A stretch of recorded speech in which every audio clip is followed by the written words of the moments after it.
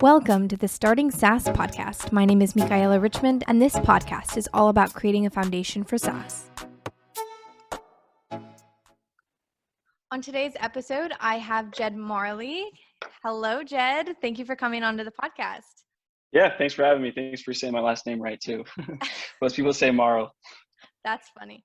I think I've heard it enough times that I'm like, okay, I know how to say it. Otherwise, I would have clarified in the beginning. I was like, okay, I think I know. I think I got this one. For sure. Cool. Okay, so Jed is on the podcast to talk about, well, first you started as an SDR, correct? Correct. Well, I technically started at something that was before an SDR. We called them LDRs, for lead development representative. Interesting. Yes, and then I moved into the SDR role three months into that position. Do they still have LDRs, or is that like a? They do, yeah. At PandaDoc, and they call them MDRs now. I don't know why they changed the name, but market development rep. It's a good way for people to kind of get in at an entry level, and it's really just kind of vetting you for the SDR position while also doing a little bit of SDR stuff, but more admin work to support the SDRs is how I would describe it. That makes sense. Okay, so how did you get there in the beginning? Like, I think one of the big questions that people have is, how do I break into the tech industry or SaaS? Yeah, I mean, we both are familiar with practice, so obviously that helped. But to kind of boil down, like what really helped me was I was interviewing for like 2 months actually, so it wasn't super easy.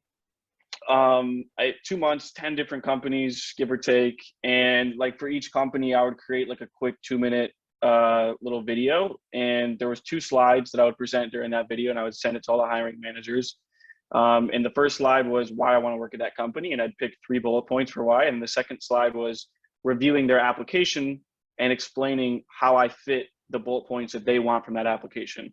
So they say they want somebody hungry. I would have a quick, like, little nugget-sized story to explain why I'm a hungry, individual. That, like, in a nutshell, is what I was doing. But I think the cool thing about breaking into tech is that if you're trying to break into tech as an SDR or in sales, that process of breaking into tech literally is sales. So you're showing yourself and you're showing what you can do during the interview process.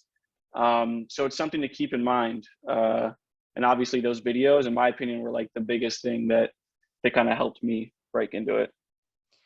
Okay, so one of the questions, or one of the things that has popped up in my own life is I've seen some people interviewing for sales positions, and they'll be asked questions that they don't know how to answer. What did you do whenever that happened? Was that like a screening thing? Like how can you respond to questions you don't know how to answer, or like how would you recommend people take the whole interview process whenever it comes to questions and answers and that sort of stuff? Yeah, I mean, I think the simple answer is that the first few interviews, you're going to probably fall flat, to be honest. Mm-hmm. And that's why I did so many interviews. But like, I learned so much throughout the interview process. So you should be like writing down what you learned from those first few interviews. Okay, they're asking these questions.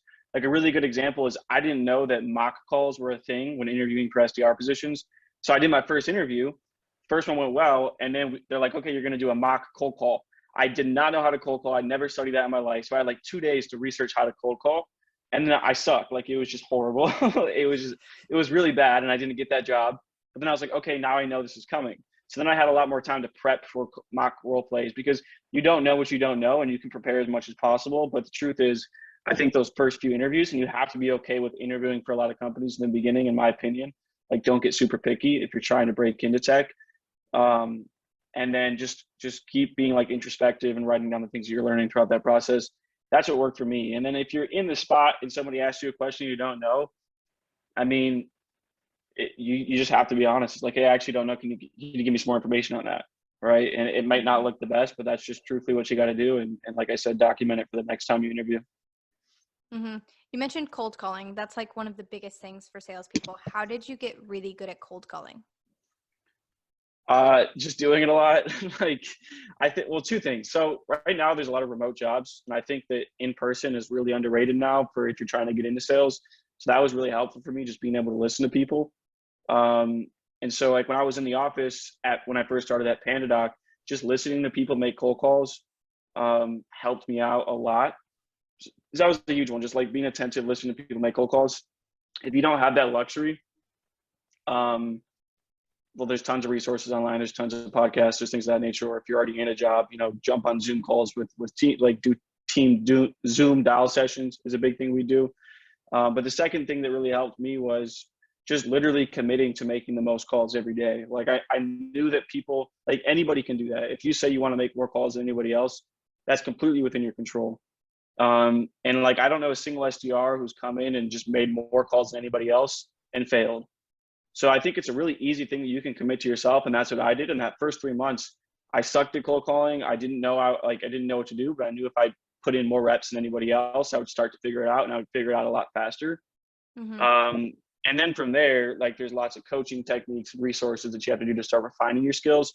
But it starts with that commitment to saying like, hey, I'm just going to outdial anybody else. Mm-hmm. Okay, so I have a different question to ask you, but before I go there, you've opened this door to like your success. So you have been very successful whenever it comes to sales, and people know that. Like on LinkedIn, you have a buttload of followers, and people know you well because you do what you do very well. How did you get to that point where it was like, okay, this is what I'm doing and I'm going to commit entirely to it? And then deciding on the steps of like how you were going to commit to it. That's a really good question. Yeah, so I would say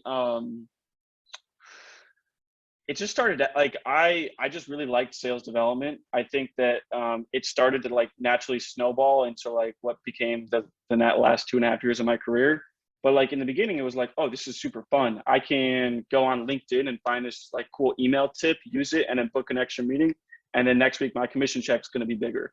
And like that whole like what do you call it, rabbit chase or whatever, just finding the next tip, the next strategy. There's so many books, podcasts. Like I said, LinkedIn content is great nowadays. So much stuff you can just grab and immediately use it in your day-to-day as an SDR. And that's kind of what I fell in love with. And I was like, all this resource out here is free to use and free to find. I mean, some of it's paid. And I was like, there's no reason why I can't be the best at what I do. So like, that was what I set out to do. And I had that kind of desire. And then it naturally turned into me, becoming a pretty good SDR. And there was a point at PandaDoc where I had to choose between going the account executive route or going like the SDR management route. And I decided to go the SDR management route because I was like, if I can teach this to a team of people and have a successful team, then I can really tell myself I've mastered this part of sales, the prospecting side of sales. And so that was my thought process going into it. And then I think another thing along the path that kind of helped me, I guess, was just consistently creating content and putting it out on like LinkedIn or through a newsletter. And it wasn't necessarily like, oh, I'm an expert, but it was just, these are the things I'm doing and kind of learning out loud, which kind of naturally, I think people gravitate towards that content where you're saying like, I'm not an expert, but this is what's working for me. It might work for you, try it out. And coming with that sort of voice and perspective and creating content, that helped me kind of start to build somewhat of a following, and it helped advance my career a little bit faster.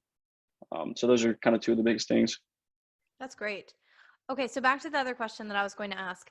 I kind of want to understand the logistics of each role. So like you start on this LDR, now MDR position, and you grow. So like you're taking steps, but you're taking the things that you've learned in one role and you're expanding and you're doing something similar, something where it's like, that really helped me to do what I'm doing now much better. So like if you can give kind of the step-by-step, okay, this is what I was doing as an MDR, and then this is what I was doing as an SDR, and then this is what I was doing as XYZ, and like how each of them helped you to be better at the next level or step or whatever. Yeah, so the MDR, market development, lead development representative, not every company has this, but I'm starting to see it become more and more popular. And that was the first role I was in. Again, it's super entry level. You don't get paid a whole lot, but it's like you learn a lot. And basically the goal of that, your entire responsibility is to find leads, find emails, find phone numbers, and do all the like manual data entry and cleanup for your SDR so that they don't have to do that admin work. And instead they can focus on cold calls, cold emails, and the activities that really drive revenue.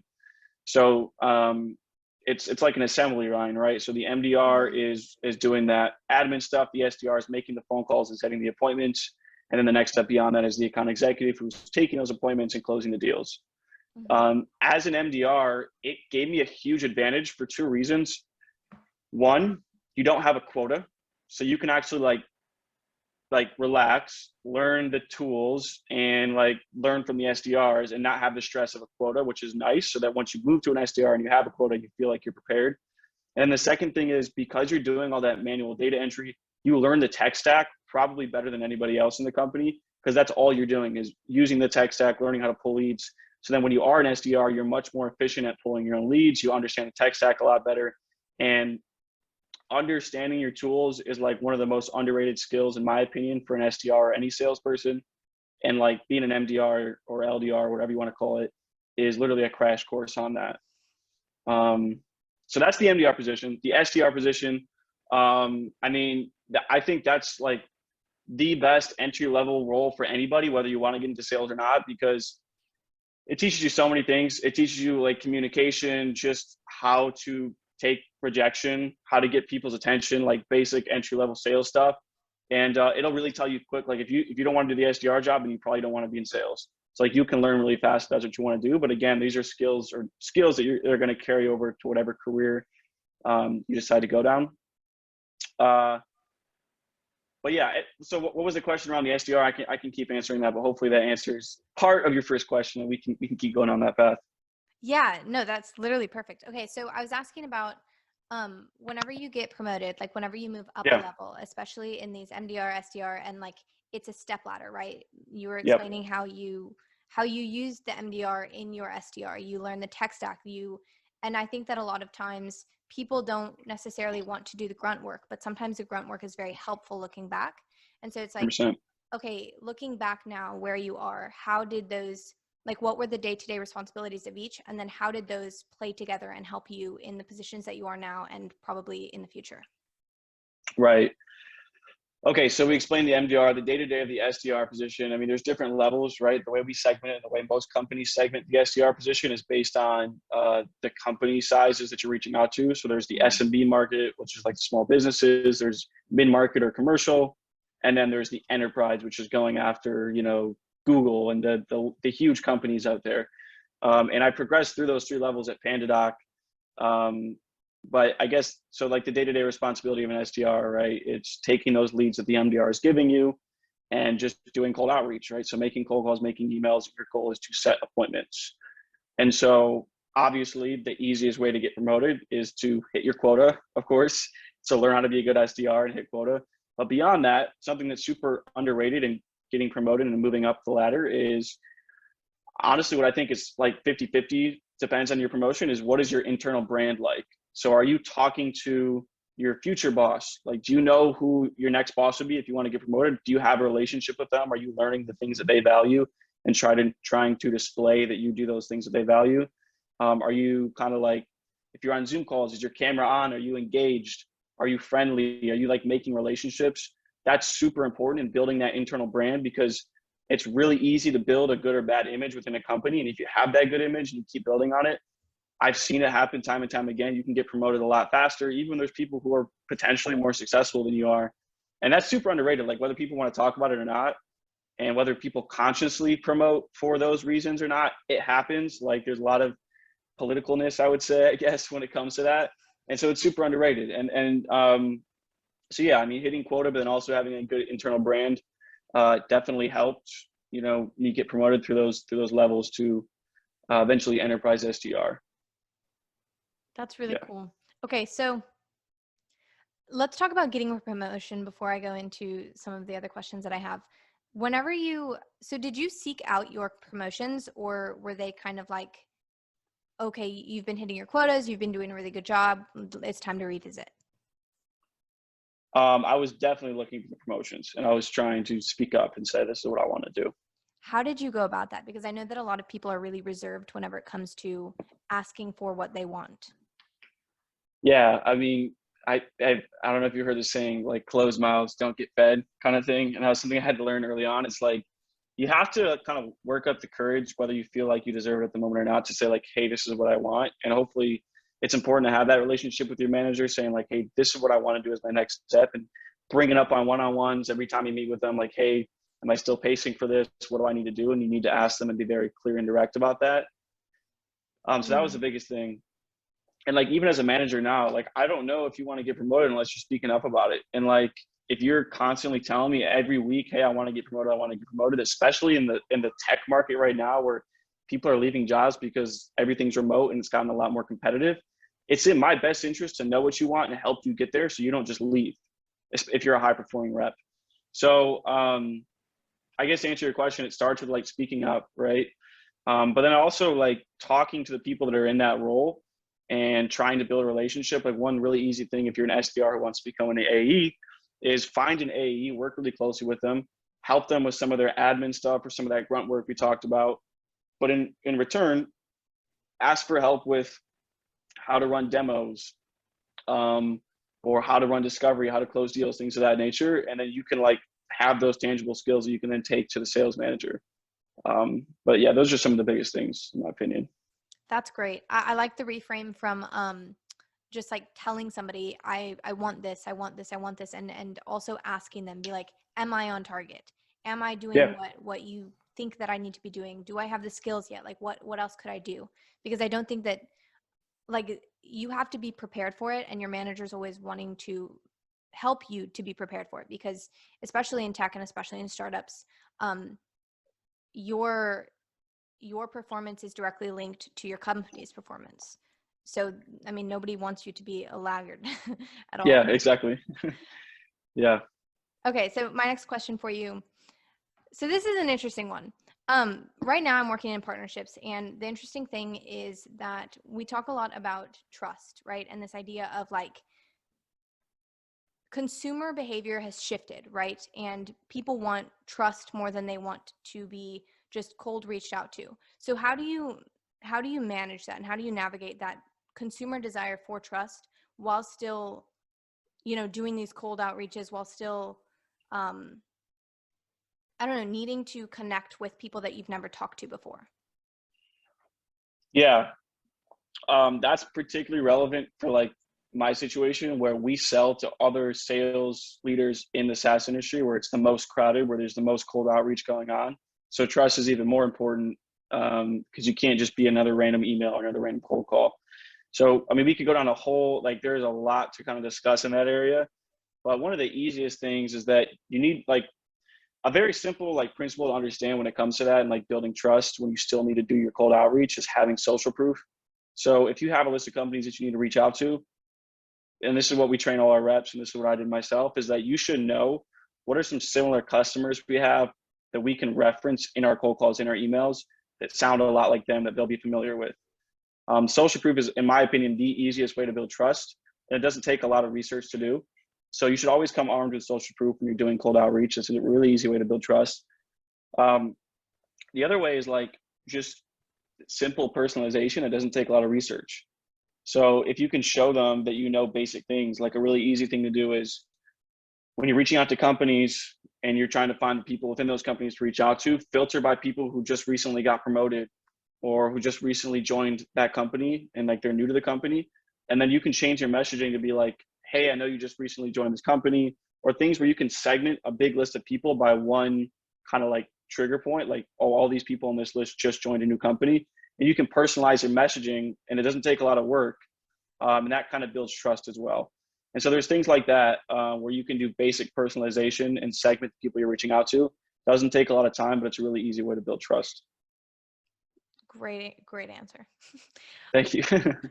How do you, as a younger person, like, how do you, I guess, earn your stripes? Like, how do you get people to understand that you actually do know what you're talking about, and you being young doesn't mean anything in particular? Like, I would assume that, especially in a business setting, whenever you're selling to different salespeople and whenever you are in an upper management role like you are, like, I don't know, people are surprised whenever they realize how young you are.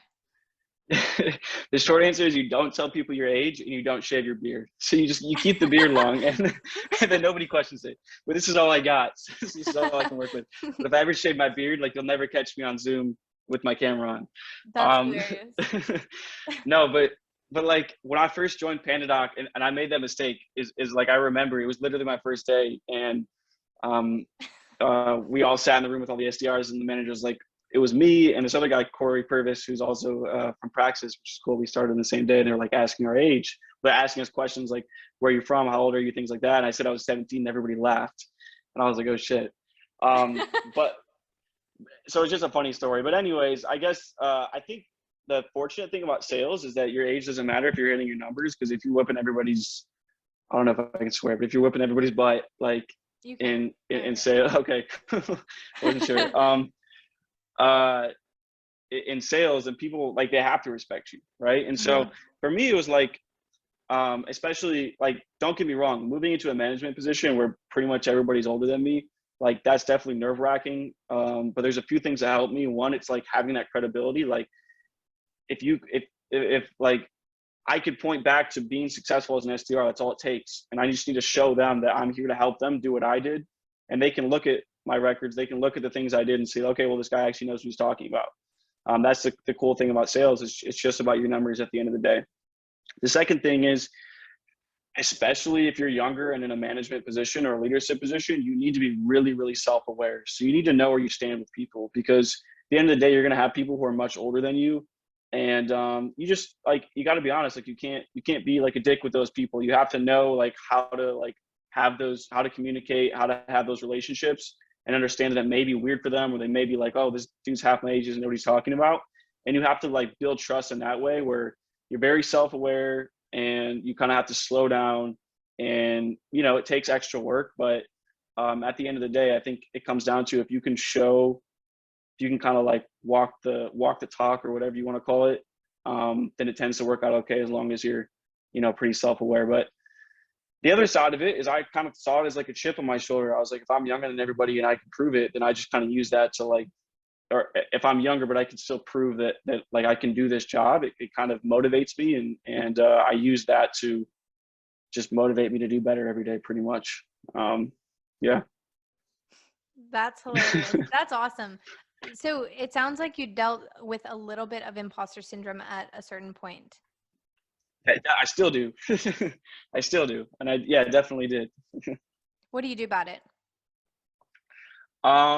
Ooh, wow, that's tough. I mean, you can't hold all your value in work, right? Like, you can't say, like, if I hold all of my value in work and I say, like, I'm a valuable person, and I'm like worthwhile in life because I'm successful in work, and then work starts to go bad, then, like, I just feel like shit. You know what I mean? And so that's a big thing, is you have to constantly check yourself and say, like, hey, like, regardless of work, I'm a great person. And that does, like, you have to separate your personal self from your work self. And that's like a constant battle, and things you have to consistently remind yourself about. That's the biggest thing for me. And then the other thing is, like, usually when you're dealing with imposter syndrome, what I've noticed is it's just because something recent happened.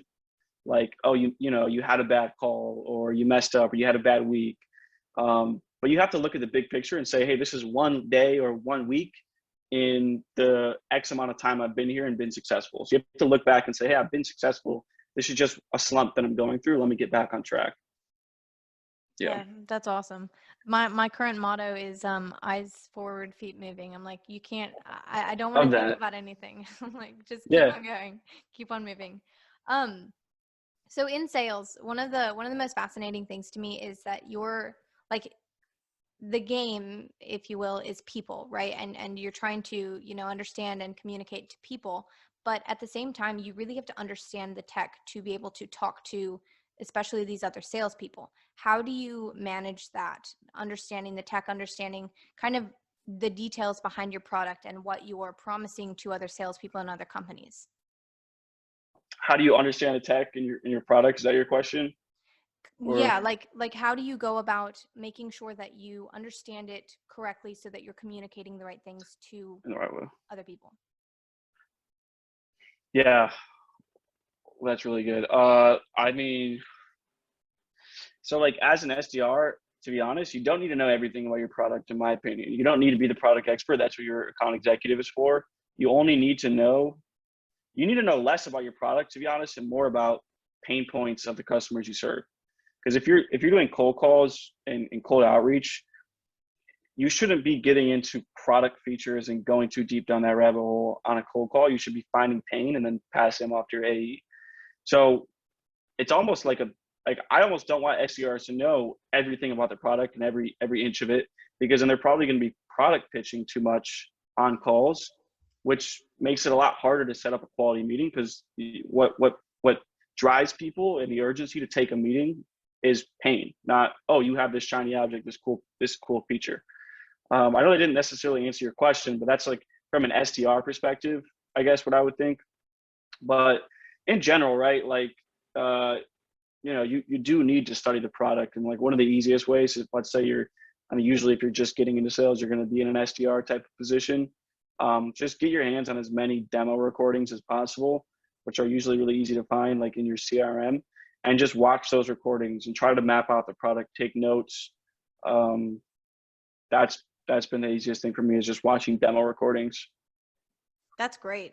The first thing that you said, okay, so an AE versus an SDR, the SDR sources the call, like they'll take the call, they'll set up a meeting, and then the AE takes the meeting and explains the product with all of the features and benefits, et cetera?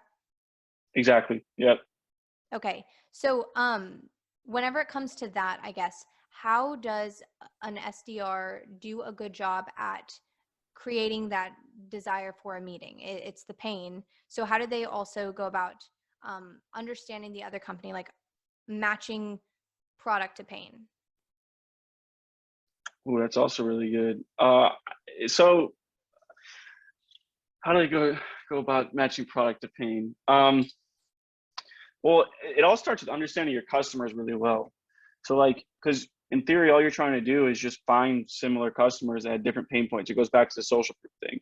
So it's like when you're pitching people on a cold call, it's saying like, hey, we're working with a lot of VPs of sales at companies like yours in this area, and these are the problems they're dealing with. Do you run into that at all? And then they might say, yeah. And then you start kind of digging down that rabbit hole, and you kind of, while you don't fully feature pitch, you kind of mention things like, yeah, well, we were able to help them solve that problem because of this feature. Do you want to take a look at it with my AE?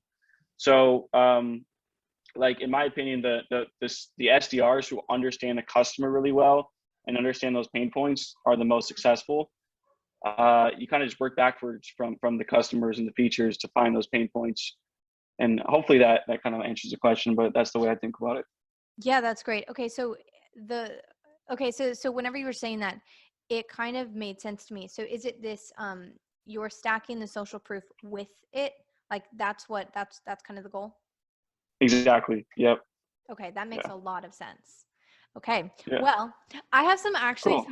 final questions for you they're pretty easy to answer, but they're like, I consider them rapid fire. I don't know if they're actually rapid fire, but I will ask them to you. Okay, so there's 4 of them. You ready for them? Okay, I'm ready. Fire away. Okay. What is the biggest challenge you faced? You said rapid fire. Now I'm thinking too deep. It's definitely imposter syndrome, like what you've talked about. It's definitely what slowed me down, made me feel the most like insecure, or just slowed me down the most, is definitely imposter syndrome. Well, now I have to ask a follow-up. Okay, so so you've been posting on LinkedIn, and you post a lot and you talk a lot and you learn out loud. And for a lot of people, learning out loud is one of the main things that they have imposter syndrome about. Has learning out loud actually helped your imposter syndrome lessen? It definitely has, because like what I said in the beginning of the call is, when you're learning out loud, if you're coming across saying, this is how you do this thing, I'm an expert, I know exactly what I'm talking about, then yeah, you're going to have imposter syndrome, or you're going to feel that way, because that might not necessarily be true. But if you come across as like, hey, these are just the things that I'm doing, I'm just going to share it with the world, like you can do it or not, but I'm not saying this is the only way. It definitely relieves some of that imposter syndrome. And then once you start, people respond a lot more positively to that, and that kind of reinforces kind of that feeling. They're like, hey, you actually do know what you're talking about. But it's all about like having perspective. Like if you're creating content or learning out loud, like I'm not going to create content for 10, 15 years sales vets, people who've been in the game for a long time, because they know much more than I do. But if you're like brand new, if you're a brand new salesperson, create content for the people who are trying to get into sales. Or if you recently got promoted from SDR to AE, then create content for the SDRs who want to get promoted to AE. So it's about like having perspective around what type of people are you creating content for. And you shouldn't have imposter syndrome, because if you're an SDR who got promoted to AE, you actually did that, and you're creating content not for the AEs, but for those SDRs who want to get promoted to AE. Hopefully that makes sense, but yeah. That, yeah, it made a lot of sense. I asked the question because for me, it's that I went through the exact same thing where it's like, whenever you can own the fact that I'm just learning, like I don't know everything, but I'm just learning and here it is, it almost lessens the burden of I need to know everything, because it's like, okay, people know where I'm at, people know where I Yeah, stand, people know that I'll ask the questions, and it's a good place to be. exactly. Yeah, if you put on all the pressure on yourself to be the expert, and it's just like, it's not fun. No. Okay. Number two, what do you wish you knew whenever you started? Like the SDR world, I knew nothing about AEs. I knew nothing about marketing, product, sales enablement, and how it all fit together. So I didn't know how to communicate, and I didn't understand the importance of these other roles. That would have helped me advance my career a little bit more, and would have helped put things into perspective a little better. Yeah, so just I wish I knew how, like, did more research on how other departments are involved and how the company works as a whole beyond just my department. That makes sense. Most of the time I don't, I think most of the time I don't ask follow-ups, but you're saying really great things and I feel the need to. So, you mentioned communication with other parts of your org.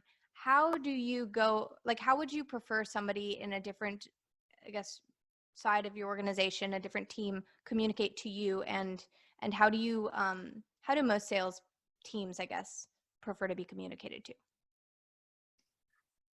I mean, Slack, right? You reach out to people on Slack. I don't know if that, but I mean, everybody's busy, and so you don't like.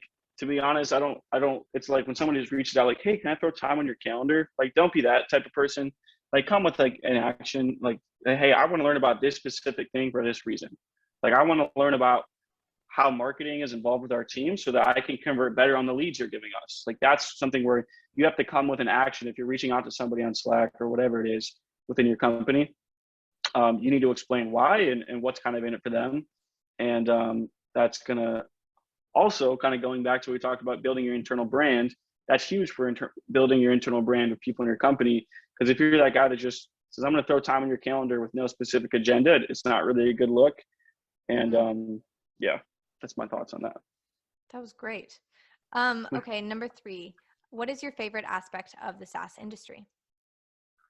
I like the fact that, well, first of all, it pays well, so that might be one of my favorites. But I think my actual favorite is just how it's always changing. Like everything's growing so fast, everything's changing, and like there's just so many opportunities to get promoted a lot faster than if you were at like a much larger corporate company. And I think SaaS is growing. There's lots of funding and money being pumped into it, and so it makes it exciting. Lots of opportunities for growth. So there's always something new, I guess. I would agree. It's fast. It moves so Yeah, fast. very. Okay, and last question, what are some resources that you would recommend for anybody either breaking into SaaS or breaking into sales positions?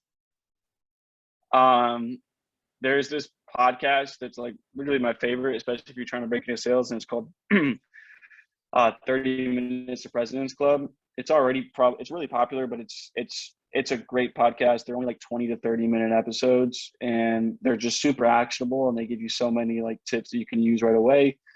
JB Sales is another content company, and they do tons of free webinars, like 3 every week, and they're super actionable, really good stuff. So I would check that out. You can check out my newsletter, which is all about that sort of stuff as well. But those first two are probably have been the most impactful for me. How often do you post your newsletter? Every other week, but I'm very inconsistent as of late, but usually every other week. That's awesome. Okay. I'm going to have to sign up for that because, like you said, understanding the different aspects of an organization is really important. So that's awesome. Yeah. Well, is there anything else that you want to say? Any other people you want to shout out for great content? Anything else? No, all of that. Connect with me on LinkedIn if you're listening to this. And yeah, this has been great. I loved your questions, and this has been really fun. Yeah, I'll link everything below so people can go and check you out and hopefully subscribe to your newsletter. Thanks for coming on. Sweet.